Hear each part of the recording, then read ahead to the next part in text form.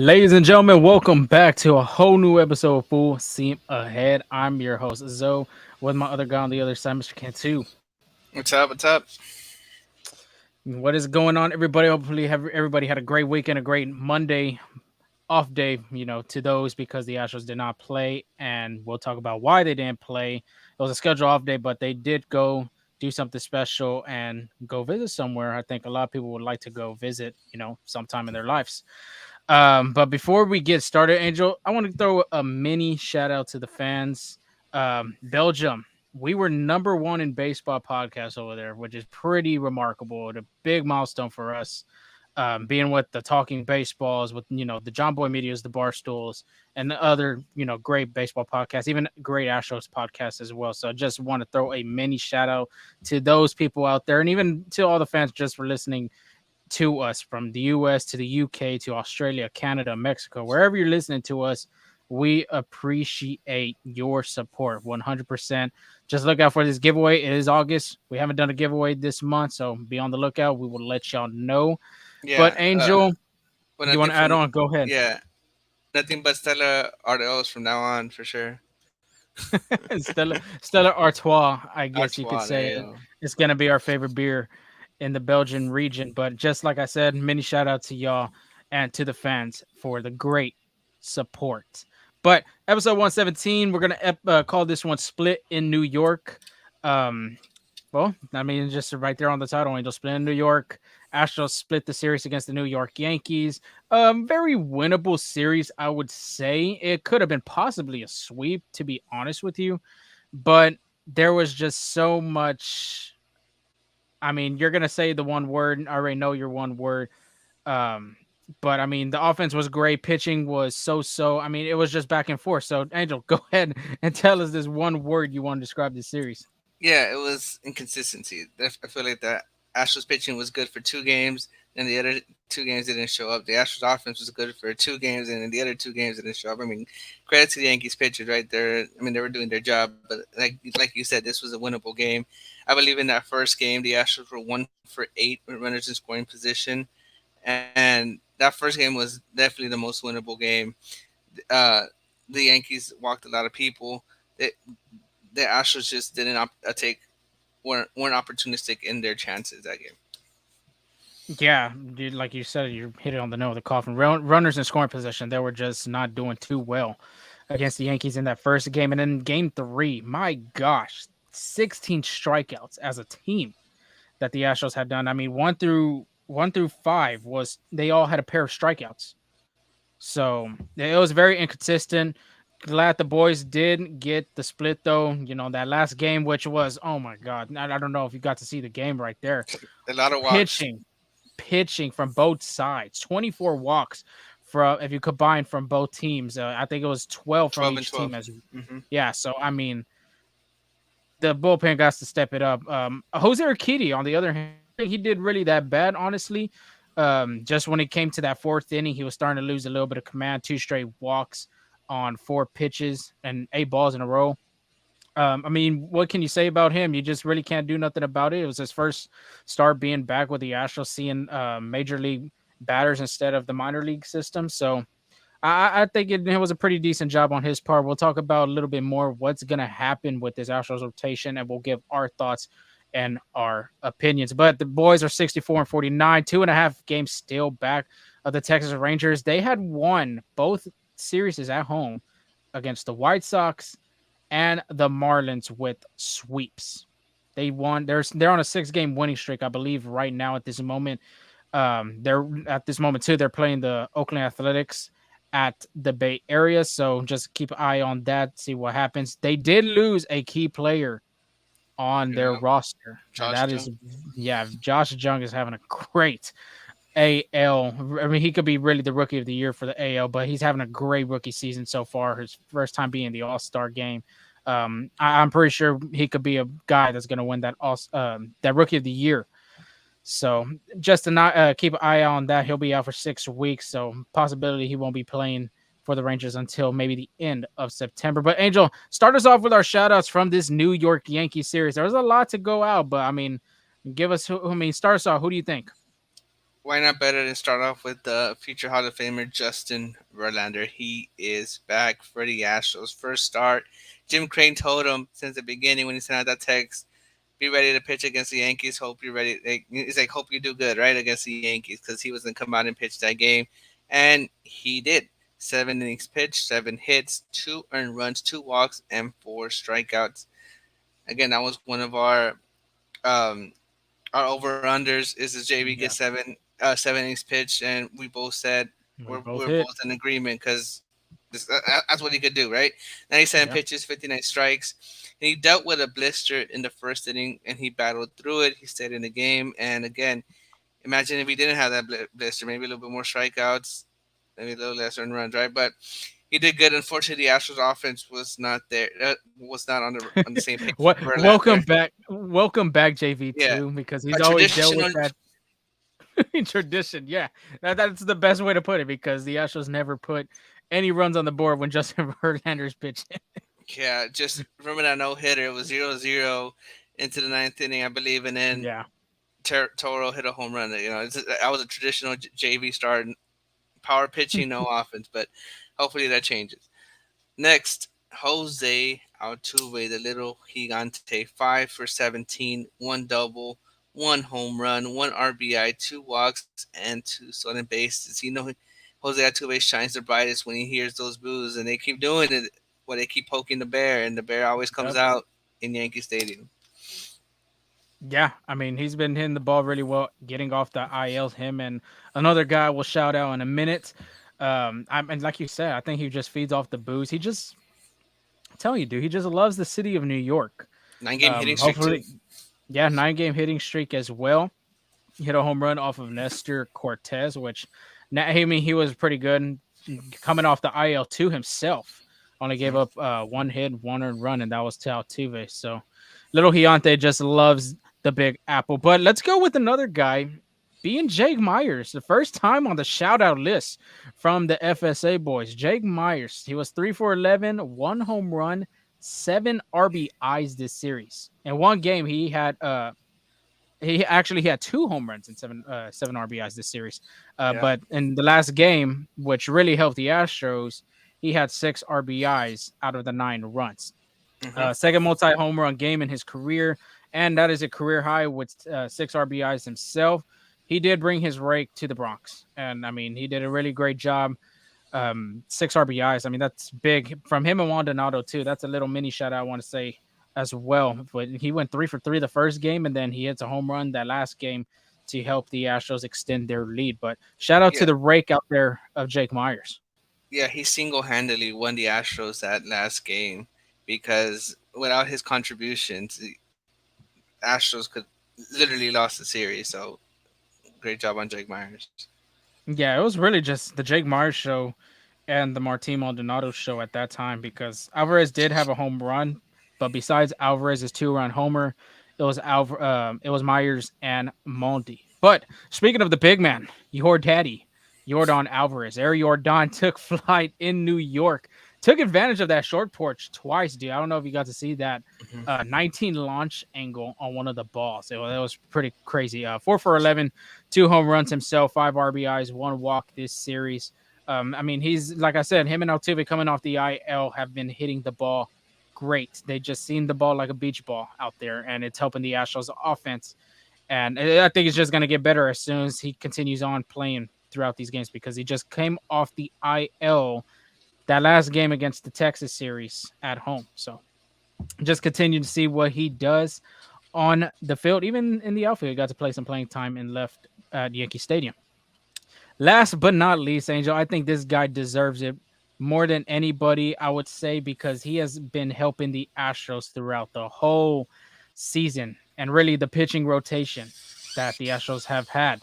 J.P. France, Jonathan Patrick France, JPZ, as you call him on Twitter, the stash, whatever you want to say his name. 3 1/3, 3 hits, 1 run, 0 earned, 3 walks, 4 strikeouts. Welcome to the big leagues as well, coming out of the bullpen in a hostile environment like the jungle in the Bronx at Yankee Stadium.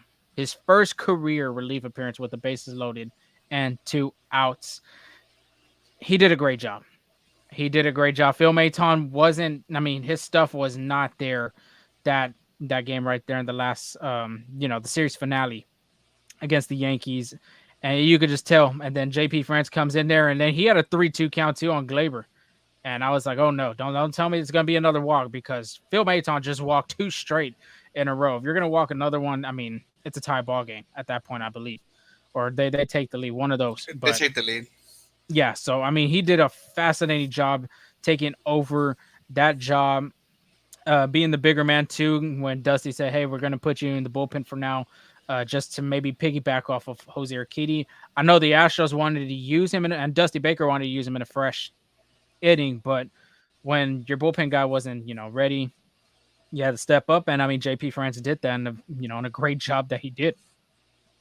Yeah, I mean, he was great outing because that game could have easily gotten out of hand for sure. Like it kind of did. That was a Yeah, it crazy was inning. already to begin with. Yeah, it was a crazy inning though. It was like a few blue hits, hit batter, like 3 4 walks, and they literally tied the game up. So I mean, shout out to JP France for holding strong. Yeah, the stash shouted out. But since we're on that topic of the starting rotation, Angel, they have been some, not rumors, I would say, but fans and even the media too. Is this Astros rotation gonna go five, or is it gonna stay six? If you look at six, I mean, we've talked about it too. What can happen in the future when Jose Urquidy comes, but now Urquidy is here. Now they got to address the situation. Framber. Now you got Justin Verlander that you acquired at the trade deadline. Christian Javier, Hunter Brown, Jose Urquidy, JP France. That is six right there. And it could possibly go. It could stay at a six-man rotation, which they haven't done in a good while, or they could go at a five and just push one of the starters back. So my question to you is, if they don't, go to the six-man, which I would think would be logic because of just so many. I feel like they need that extra rest day in between. But if they don't, who do you send to the bullpen? I mean, you got Framber that's done, it's looking like he's doing a better job. He'll make his start today against the Yankees. Hunter Brown looks like he's getting his stuff back together. Justin Verlander's Justin Verlander. There's no way you're going to send that man to the bullpen. And then JP France. I mean, this guy has been doing a great job. We talked about in our last podcast that he could be up for Rookie of the Year, and he should be getting some Rookie of the Year votes because of this depleted starting rotation that the Astros have and everybody that is injured on the rotation. So, question: who's going to go with that bullpen if they do go to a five-man? I think you're looking at it, and I think you saw it in this series. If they go for a 5 man rotation, JP France will be out of the bullpen, just how you saw it, how it played out this past week. But I think I remember hearing that they were gonna go for a 6 man rotation, and then Mm-hmm. JP France, and then I was like, oh wait, JP France is out of the bullpen. Like it's kind of Yeah.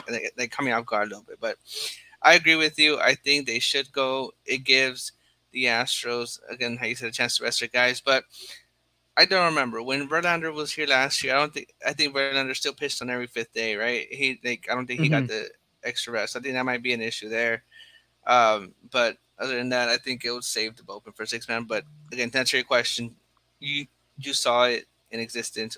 If they do a 5 man, it will be JP France.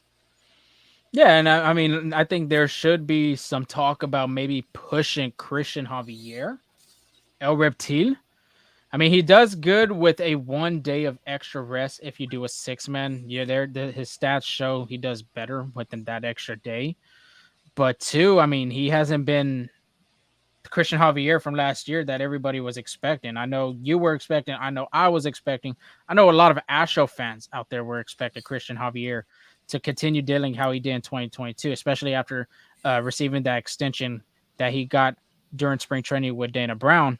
So I think he could be a candidate, I would say, to kind of go to that bullpen. He did a great job last year doing the longer relief appearances until Jake Odorizzi got hurt, and then he found his way to that starting rotation. So maybe you could put him back there to kind of figure things out once again, try to get the velocity back up, the command, because let me tell you, his command that I think he was the opener of that series was not there. It was Yeah, pretty hard to see, pretty brutal to see as well. We'll talk about that in the preview in a minute too, but we won't go into much detail. So I think it'd be interesting what the Astros will do. Like we agreed on just now, I believe they should go into a 6-man rotation. But if Justin Verlander is that type of guy that doesn't want it, then I think you might be right, Angel. You might have to push the rookie, which I think is a good idea too. Before we move on, this guy needs to get experience just in case the postseason comes. Like the Astros reach the postseason, and when it comes to ALDS, you usually only put 4 starters, and everybody's in the bullpen. I think getting JP France that opportunity and that situation, especially in that situation in New York, was a great opportunity for him to learn how to pitch out of the bullpen. So I think it'd Mhm. be very distant to see. Oh yeah, I agree with you 100%. Like you said, the Astros did not play today, but they did travel because again they were in New York. They're going to Camden Yards in Baltimore, and they had a little planned trip to the White House. So they all went there. I don't know if you saw the pictures. Everybody had some suit game going on. Alex Bregman pulled out A lot the of trip. Air Force One. I mean, I'm so sorry, the Jordan ones, and a lot of smiles. I was there too. It was there. I think Jason Castro was there. Michael Brantley. Everybody showed Castro up the as they Astro. took their picture with the president Joe Biden, and he kind of referenced a little joke. I don't know if you heard. You know how I mean they're kind of the same age. Hmm. I don't know. They're kind of the same age. So uh, Joe Biden was saying that everybody was like rooting for Dusty Baker, and that supposedly like no one believed in him because of his age, and he was like, I can relate to that too. So just little friendly banter is what I was saying. But Hmm. while the Astros were celebrating, having a good time, taking a picture with the president, the Astros were still busy making moves. Corey Jokes uh, was demoted to AAA. He'll be in Sugarland, and the corresponding move was John Singleton is back on the major league roster. Yes, that John Singleton that was with the Astros when they were struggling, when they were in the rebuilding stage. This is per Christy Riken. She's a sports writer for the Associated Press.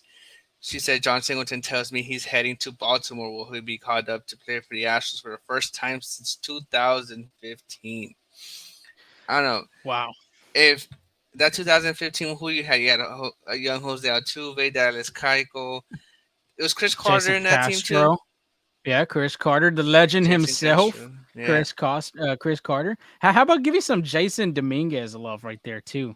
Yeah, or Mad Dominguez. Mad Yeah. Dominguez. Jason Dominguez plays with the Oh Yankees yeah. in their farm system. Mad Dominguez. I mean, who else can we name off of real quick? Let's see. You got Oh Georgie no, Boy Brandon. too. Was there Brandon. Carlos No, Brandon. Correa, Yeah. I don't know. I'm blanking here, but Tony again. Sip?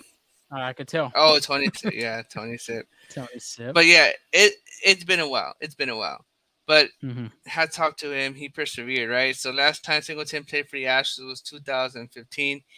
Made his 2023 debut with the Milwaukee Brewers this season. I think he was suspended for a time, and Hmm. he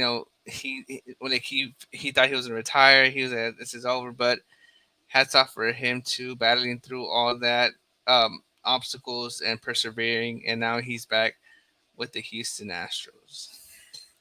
Yeah, I think Corey Jokes too, getting him some playing time after Jake Myers. Jake Myers hasn't been hitting that bad. I think there's an actual day. I'm not 100% sure, but he's hitting like over 275 right now. Chas McCormick too is hitting really well. Corey Jokes is gonna have to find a way to get some playing time, and just going back to the Myers. Ain't nothing wrong with that. Get some I'm work pretty done. sure when a roster, yeah, get some work done when rosters expand. He'll probably be one of the guys to be coming on this roster soon. But yeah, to credit where it's due, John Singleton has been raking with the Sugarland Space Cowboys. I don't know if you've seen videos of him bat flipping and walk offs, and I mean, give the guy a chance. Maybe Dana Brown was looking for a left-handed bat and the trade deadline. He has a left-handed bat. He has some power. Never know. Blessing in disguise, Angel. Blessing in Could be, could be. disguise. Yeah. So before we get into the preview, I want to ask you. You remember Donald Trump? And we're not talking about politics because I don't believe in politics, and I don't want to get into stuff like that. You remember Donald Trump when Clemson had won the college football playoff? He treated everybody to McDonald's. What kind of food you think the Astros were treated to at the White House with Joe Biden in charge? Oh, I can guarantee you it wasn't McDonald's and Cane's and Chick-fil-A, but Alex Bregman, I saw somewhere, he said that he did have the best lemonade of his life. So, uh, I know that food was maybe some steak, prime rib, like, I'm sure something good like that, smoked chicken. I don't, I'm sure they ate good. No, I'm pretty sure. Lemonade too. I mean, Chick Fil A does make a pretty good lemonade as well. So, I mean, if he says the best lemonade, you got to hear from their basement himself. I'm pretty sure he's telling the truth. But let's get that preview going against the Baltimore Orioles. Birdland, the sprinkle, whatever they do, the funnel with the water. I mean, this team is one of the most exciting teams of baseball. I don't think anyone, I don't, even including me and you, Angel, I don't think we have them right now at the top of the AL East as where it stands. But they are 70-42. They're the first team, actually, or I think the second team with the Atlanta Braves, staying hot themselves with 70 wins of the season. First in the AL East, 8-2 in their last 10 games. That's pretty remarkable. A very young team with a lot of talent. I'm pretty sure their future is going to be bright, just like how the Astros were in around the 2015 decade. And I mean, the Astros are still making their quote unquote dynasty run. But let's go. Tuesday, 6:05. The franchise, Framber Valdez, is 9-7 with a 3.07 ERA versus a rookie, Grayson Rodriguez. He is 2-3 with a 6.09 ERA. And franchise, the Framber Valdez, Angel, his last outing versus Cleveland, no secret there. He threw a no-hitter, 16 franchise history, first lefty in Astros history, first Latino to throw a 9 inning in Astros history as well. And then plus he did win AL Player of the Week just this past week for July 31st to August 6th, I believe, too. So congrats to La Grasa. But Angel, since he did a great job right there, what made Framber so effective? I mean the curveball, the cutter. I mean, he has all these signature pitches. The ground ball came himself. What made him so successful and effective against the Cleveland Guardians, and how can he do that against a scrappy and a great young team in the Baltimore Orioles?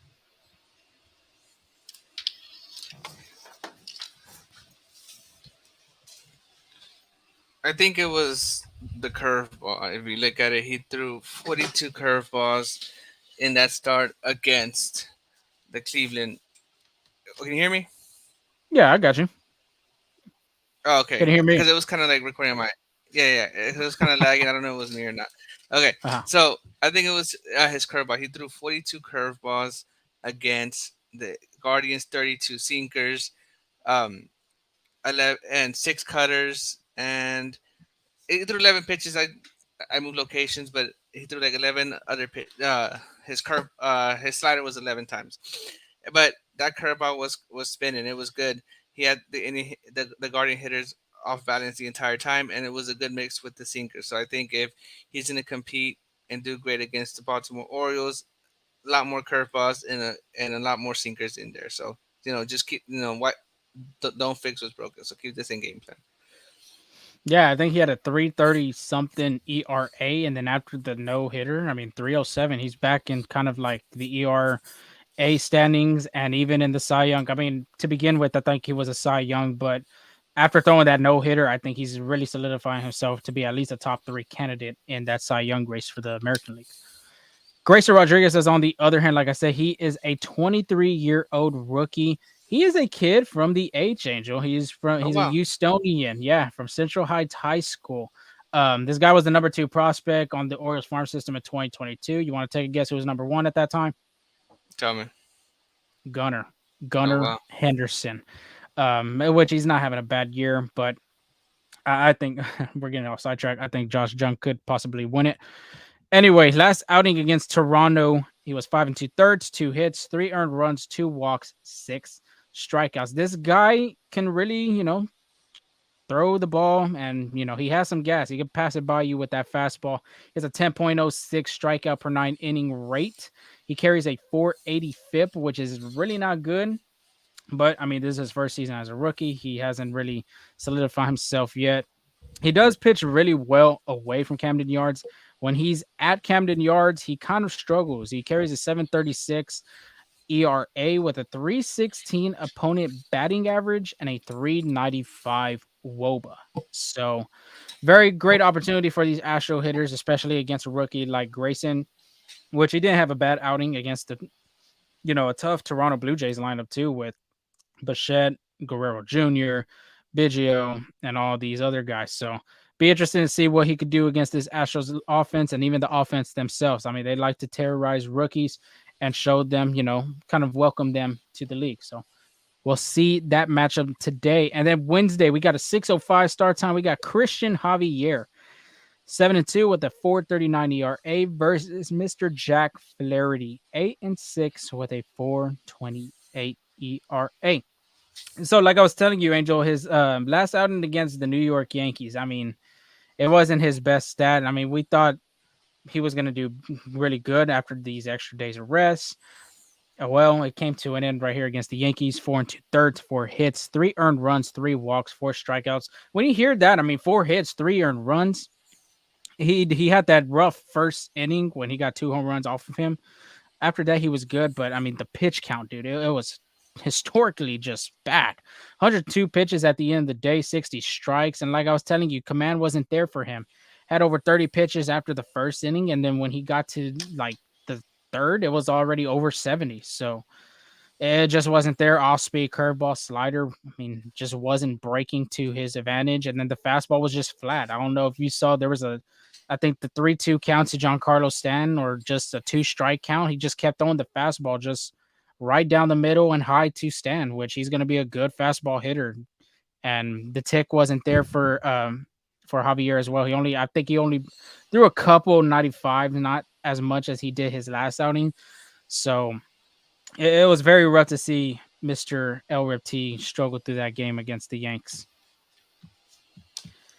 Then you got Jack Flaherty on the other hand for the Baltimore Orioles. This was Baltimore's acquisition at the trade deadline. I don't know if you saw that, Angel, and that was really their only move at the deadline, surprisingly. Actually, if you really thought about it, I thought Mike Elias would have gone out there, the former Astros general manager, now the Orioles. I thought he would have gone at least to get another veteran starting pitcher, maybe Eduardo Rodriguez, who was still on the board. But they settled only for one, and they got Jack Flaherty, which, I mean, he's a decent pitcher, but when you got veteran like JV on kind of on the mix, I think they would have liked to get him or even a Max Scherzer. So interesting to see that. But I mean, Jack Flaherty played with the Cardinals for his whole entire career. This is a new destination for him. And his last outing at Toronto for his, debut with the Orioles and then, in the Baltimore uniform, he had 6 innings, 4 hits, 1 earned run, 2 walks, 8 strikeouts.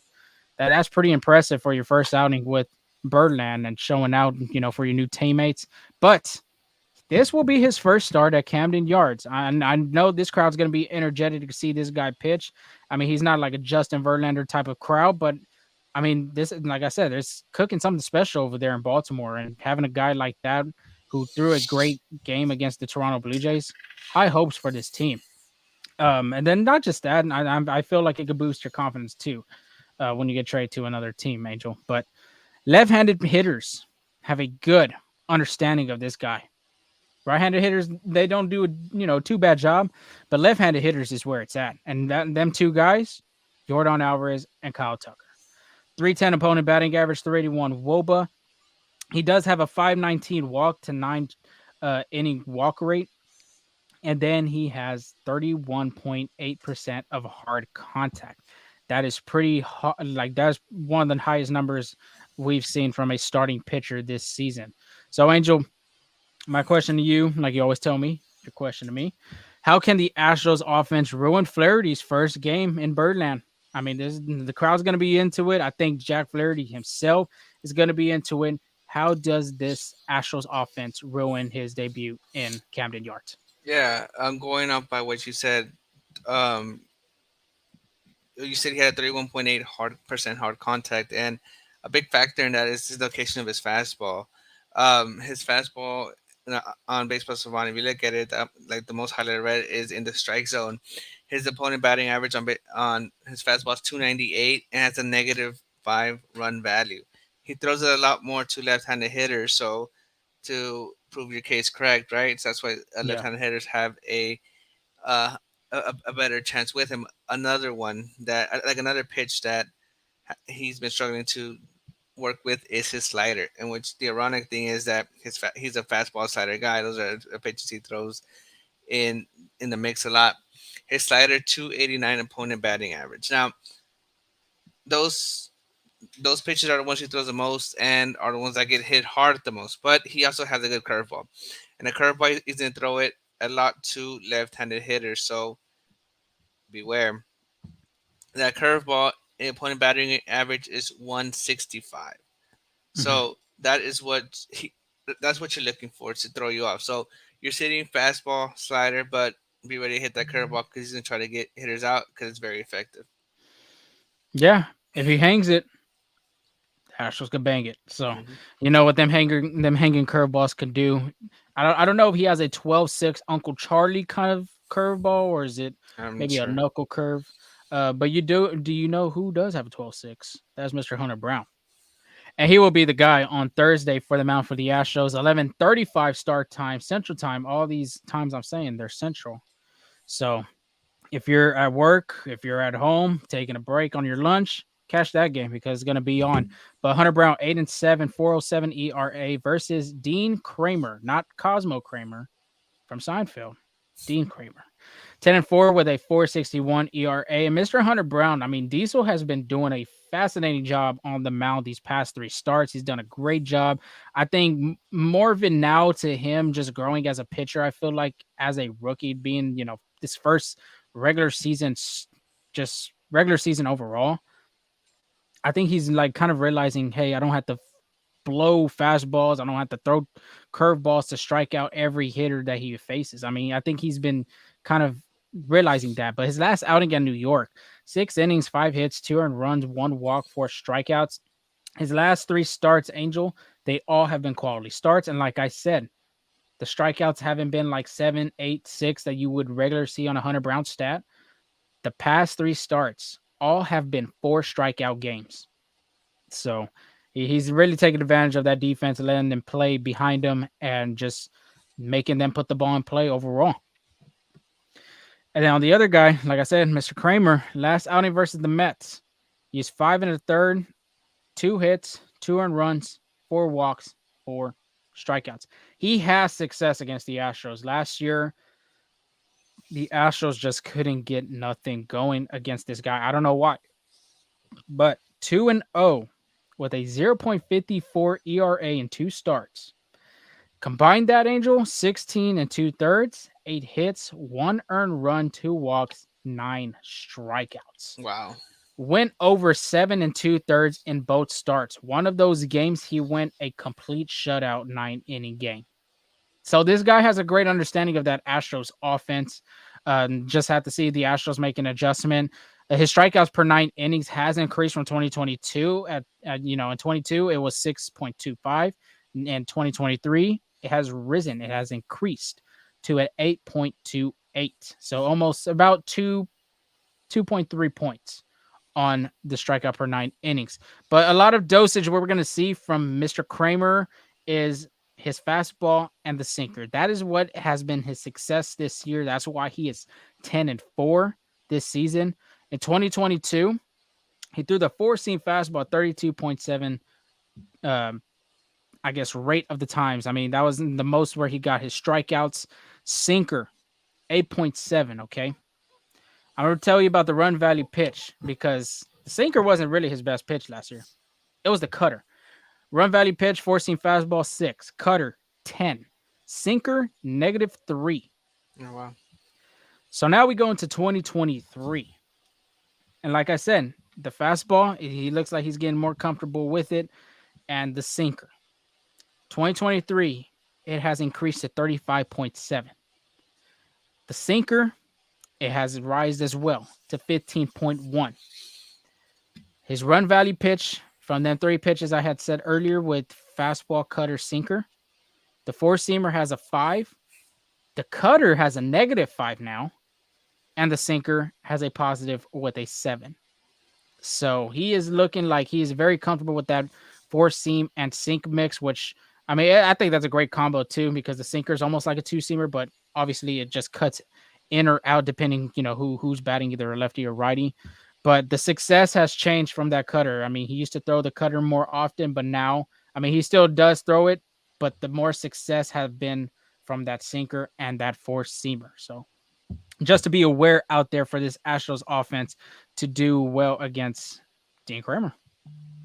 No, yeah, it's gonna be an important series against Baltimore. I don't see the Rangers losing anytime soon. Again, like you said, they swept the Marlins and they swept the White Sox, I believe, Yes, the and White then Sox. they're going against Oakland, which could easily be another sweep. So it's going to be a crucial series for the Astros. Now it is time for our MVP and hot takes. These are the guys that we think will help the Astros win this series and not fall more behind in the AL West. I was 3 for 3. I think the first time all season so far. Wow, 3 for 3 for the 3 for 3. first time. Have a day, kid. Have a day. I Jordan hit 2 home runs. Verlander was great, and the Astros didn't let any Yankees pitcher have a quality start. Now, this could have been more of the Well, Astros. actually, did Clark Schmidt have a quality start? He did not. He Oh, pitched five 5 innings. innings. He pitched 5 innings. Congrats. Congrats. Now, I know two pitchers were coming back from injury. Lester Reno got rocked, but I'm still counting it as a W for sure. So my new ones this year is they're playing in Camden Yards. It's gonna be extremely hard for a right-handed hitter to hit a home run. I think right-handed hitters have a since they expanded that wall in Camden Yards. It's you have to like really hit it right in the sweet spot and literally hit the crap out of it in order to be a home run for left-hander. But a lefty, lefties love Camden Yards, so that's why my offensive MVP is Kyle Tucker. I say he makes home to Camden Yards and hits a home run or two. My pitching MVP is going to be Hunter Brown. He has the rubber game of this game. Again, it can go either way, and he's been good so far. I think he replicates that success. And then my hot take is Lorenzo just gave out an excellent pitching recap. He says how Kramer has had the Astros number. Flaherty's pitching great for the Astros. And you have a top prospect, Grayson Rodriguez. So my hot take is Astros will score more than four or more runs in each game this series, and they're gonna need it Wow. if they want to win this series.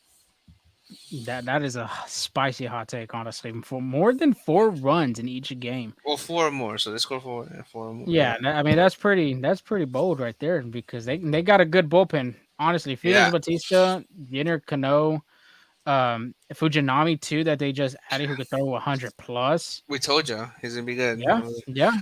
It's just that's what I'm saying. Just when you change teams, it just boosts your confidence a little bit more. But um, Yeah. So saying that the Astros will have to like that's a good point because the Astros will have to score early because the Orioles are winning in the 6th or 7th inning. It's gonna be hard to take it away from them. exactly. So it's very important that they attack these starters quick.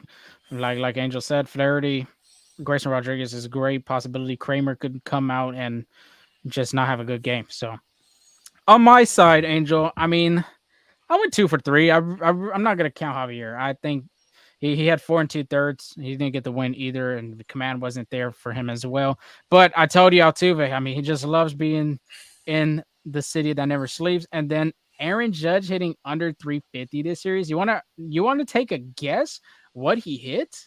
I feel like the Ash. I mean, never mind. I'm gonna say. I want to jinx it. Yeah, yeah, I'm. yeah. That's a good idea not to do Yeah. that. Let's say 150.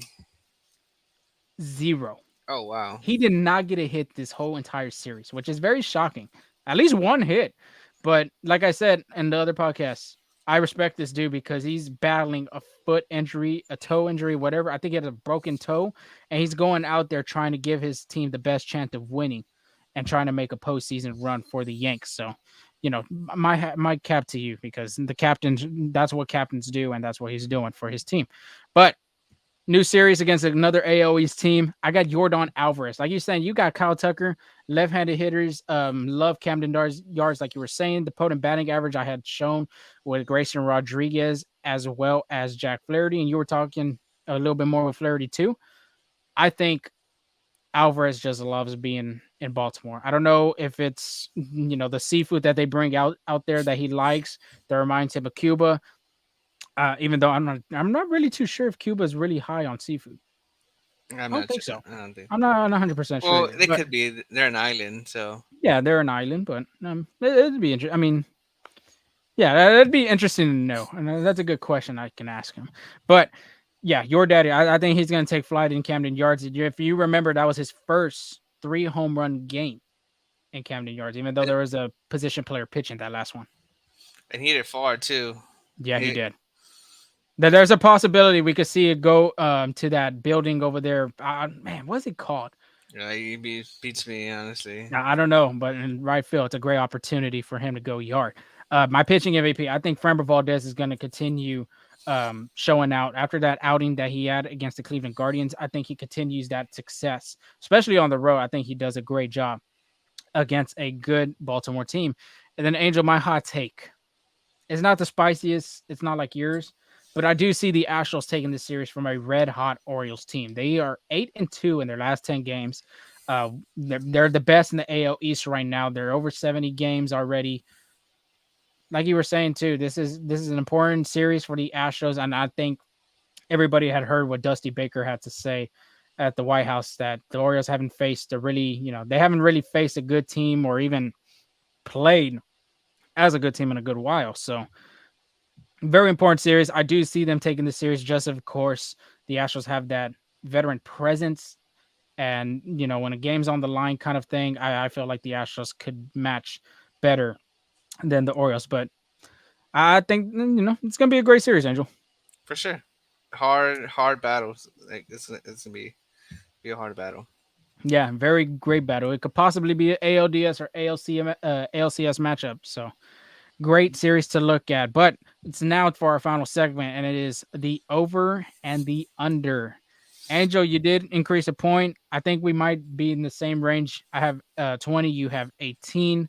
Um, so let's get the new ones out, shall we? Hunter Brown, Diesel, throws more than 6 innings in his last 3 starts against the Yankees, the not Blue Jays, the Rays, and the Oakland Athletics. He has gone 6 innings in all those games. Angel, are we going over or are we going under?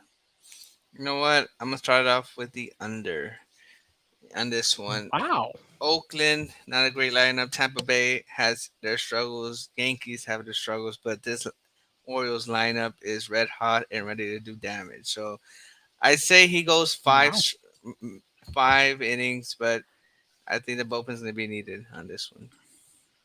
Nah, I think he got it down. I think he got it locked down. I'm gonna go the over on this one. He looks different, dude. And ever since that start in Oakland, he has changed.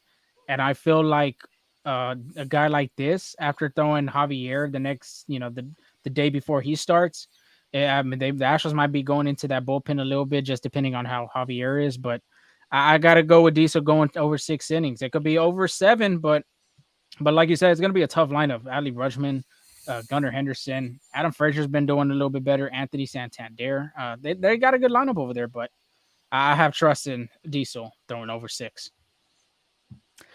Next one, Alex Bregman. Breggy Bomb, A-Breg, whatever you want to call him. He has been struggling lately, though. I mean, he had a great post All-Star break, but now he's kind of cooling off a little.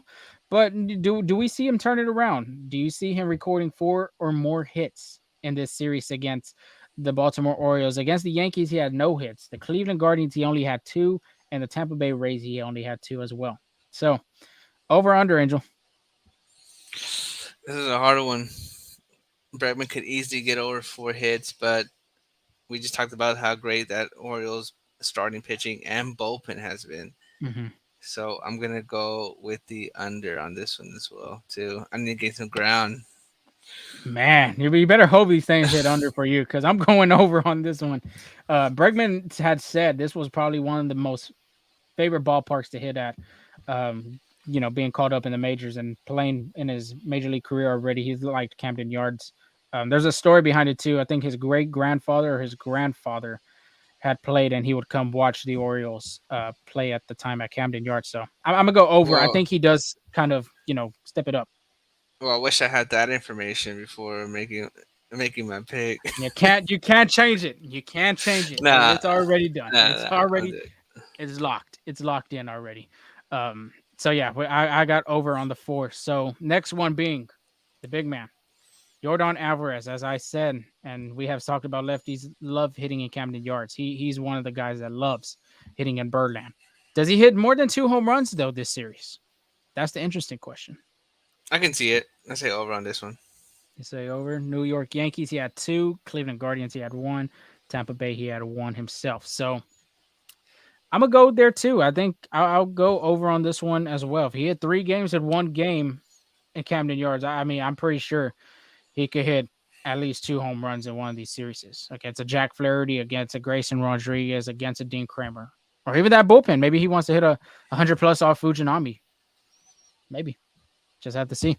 But next one and our last one. Framber Valdez, the franchise La Grasa, allows less than 5 hits this starts. In Cleveland, of course, 0. Texas, 8. Oakland, 6. Angel, what do we got? I say over 5 hits. I'm not gonna say like I say maybe he allows a few runs, but over 5 hits. Sure.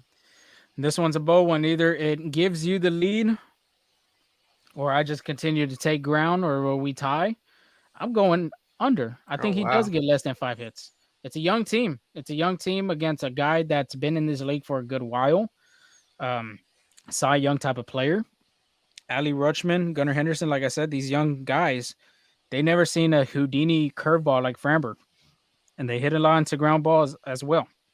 So I'll go the under on this one. All right. It'd be interesting this week for sure. Interesting over under Oh, segment this week. and then Really? another thing, we're also going against each other on fantasy baseball this week. Yes, So we are. Now it's a dogfight right now I'm in the number fantasy one seed baseball. right now, You're the number one seed. I think I'm 4 or 3, one of those. but the number two seeds, I think Lorenzo, like you're Everybody's tied. Everybody's tied. You have, yeah. I think you and another guy have a game over, and everybody, I think 3 of us are tied for second with a, not second, but third and fourth for like, I think Oh I have yeah, the record. there's a tie for third, fourth, and fifth, and I think you're like I'm checking it right now. I think The, I'm the odd man out, I want to say. no, you're actually in. So Oh, wow. the first and second seed are tied. I'm tied. So I'm the first seed, 12 and 5. Second seed, 12 and 5 as well. Third, fourth, and fifth are tied at 11 and 6, so one game out. So it's an important win for Zoe, but an important win for me. Postseason, baby. It is the postseason atmosphere here on fantasy Yeah. baseball as well. It's not regular season, it is on fantasy, but good luck to everybody too that's playing their fantasy baseball, trying to make it in their Ooh. playoff races. It'd be interesting. I don't know what's Oakland's the score. Oakland's beating Texas, and Dave Dunning's pitching I knew it. 3-2. It's not bad. I mean, you like to get him the win, but what can you do? I mean, Oakland has been hot too. They took a series against the Giants after they're playing before they play Texas. So interesting to see, Angel. I got Scherzer today actually, so we'll have to see what he does for me on my team. But that is all for our show. I think nobody wants to hear our teams on fantasy baseball. Continue to follow us at Full Steam Ahead on Twitter and on TikTok as well. We did put a video of Miles Straw as we had asked him, his time being in Houston. He was a great guy to interview, and he's a great guy overall. Um, before we even end that fight, I can't believe we didn't even talk about the fight real quick. Oh, the Jose Ramirez and Tim Anderson. No, Jake Paul and Nate Diaz. Oh, I didn't Nah, see it. I'm just kidding. I'm just Oh, kidding. I It's was like, baseball, I man. didn't see that. My God, down goes Anderson. One of the best calls I would think in baseball history. Yeah, After hearing that, yeah, Tim Anderson did get he did get a he got right. rocked. He got Yeah, he rocked. did. He got that right. Nah, yeah, that was he Did you was a little see? shaken up too after he got up. Did you see that Trey Francona post game interview where he wanted to laugh? I don't know if you He saw. just couldn't. He just couldn't. He held it in, but he wanted to so Yeah, bad. he was like, it's one of those things where it's like it's funny, but it And was it's like funny too how he like corrected him which hand he had it was stick him right. with. But yeah, Tim Anderson did get pretty knocked down hard. I mean, after he even got up, his teammates had to carry him Uh, because if he looked like he tried getting up, but he just couldn't stay balanced, dude. It was bad. although I do have nightmares of Terry Francona from now on, so just a little insight. We we Insight. we, we won't talk about that, but yeah, I mean Terry Tito is a good guy, good coach too. For sure, for But sure. other than that, I mean that is all for our show. We just wanted to put that out there. That Tim Anderson and Jose Ramirez fight, that was one for the Oh, ages. since we're on the topic, did you see that Aaron Boone ejection today? I didn't. I'm So pretty sure he wanted to knock the umpire out because he's yeah, always one of the guys that get thrown out. I I sent to you on Twitter, well X now, right? And he's like getting in the umpire's face, and he goes to home plate, starts drawing the line on the umpire and stuff like that. It was epic Classic Booney. for sure. Classic Aaron Boone. Him and David Bell are one of the best guys getting thrown out of a game. Because even David Bell, I think, this past weekend got thrown out against one of those teams. But I promise this is the end. I swear. Continue to follow us at Full Steam Ahead on Twitter, TikTok. Subscribe to our channel as well on YouTube, Instagram, FSA Full Steam Ahead. Threads, we're still on there. It might die, but I mean, of course, we're gonna still on there Oh and wait, still hold it oh down for that's my y'all. job. My bad, my bad. Anyway, Spotify, Apple, Google Podcasts, wherever you listen and follow, continue to listen to us, subscribe to our channel, follow us, give us some ratings, give us some reviews. We really appreciate, like we said in the beginning of our show, to our fans that greatly support us at whatever we do. We hope we're doing a great job for all of y'all. But Angel, anything else before we sign off? No, you hit. Well, like you said what I was gonna say. Like, thank you for hearing us out and appreciate our support. Go Belgium. Go Belgium. Go all countries who listen to us overall. But yeah, uh, shout out to Belgium too to getting us that number one spot over there. Never thought we'd be a number one in any other country. So pretty remarkable, pretty huge accomplishment here at FSA. But other than that, we will recap that Baltimore series for y'all, and then the boys will return back to the H this coming weekend, and we'll give you the preview on that against the Los Angeles Angels of Anaheim. Till then, we will talk to y'all later. See ya.